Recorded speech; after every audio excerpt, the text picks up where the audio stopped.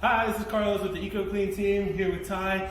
We wanted to give you some quick tips on stain removal processes using some of the stuff that you have at your home, and to go over as well some of the things that you might have at your home that you definitely don't want to use on carpet. That could cause some damage or just make things a little bit harder later on. For an example, if you were to have a cup of Coca-Cola and you spill it on your carpet, you're in a bit of a pickle.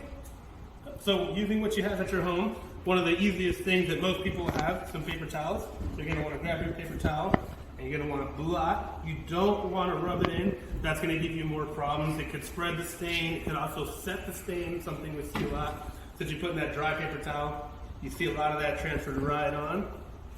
You're going to want to do one, still have a bunch.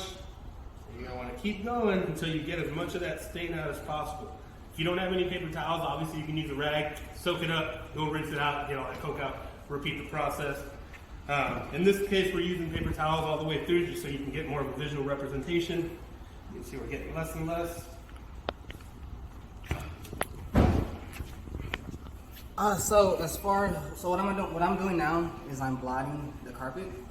Like Carlos said, you don't want to rub it down because it can actually spread out.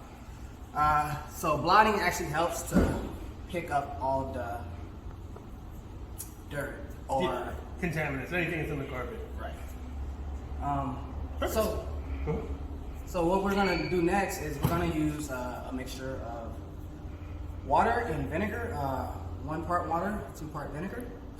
What this does, it helps to relieve the contamination. One of the reasons why we recommend the vinegar and the water solution as a carpet spotter is because it changes the water's pH and it helps prevent any browning or any of the negative things that can happen from just using regular water.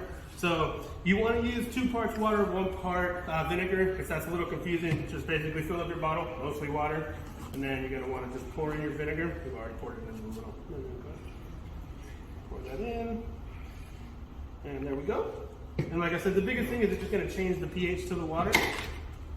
And now we've blotted up the stain. You're going to want to give it a good soak wherever you have the stain on there.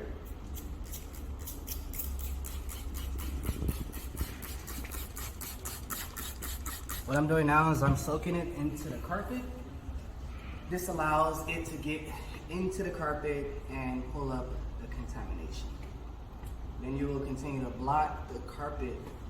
That way, all the contamination that lifts shows on the top. Okay. Now if we repeat the process again, you want to go ahead and hit it again real quick? Hit it again with the vinegar once you're done with that one. And then we'll go ahead and do our little test. Let's get that blotting action in there. So I'll hit it with the vinegar again. Now one thing you don't want to use is Dawn soap. This will actually attract dirt once it hits the carpet, and that's Test it out.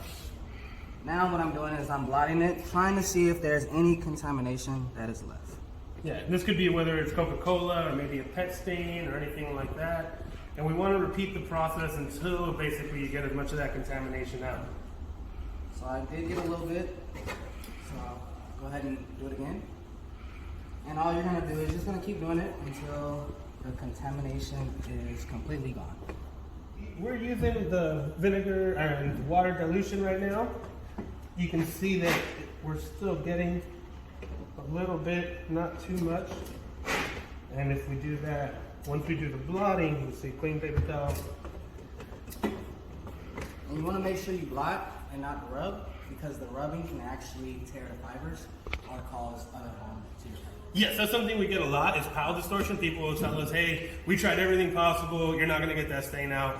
And a lot of times what happens is that you're scrubbing, you actually distorted the fibers. It's called tip bloom, where if you look at each individual strand of fiber, it'll just crush out and bloom out. And then now it's not so much that you have a stain there, is that you wore down the carpet and now that's what you're seeing. So that happens to a lot of people. That's why we recommend the blotting action. That's safe on any sort of carpet, whether it's a rug, wool rug, nylon carpet, polyethylene carpet, polyester carpet. You're not going to have any issues. You're not going to damage the carpet by blotting it.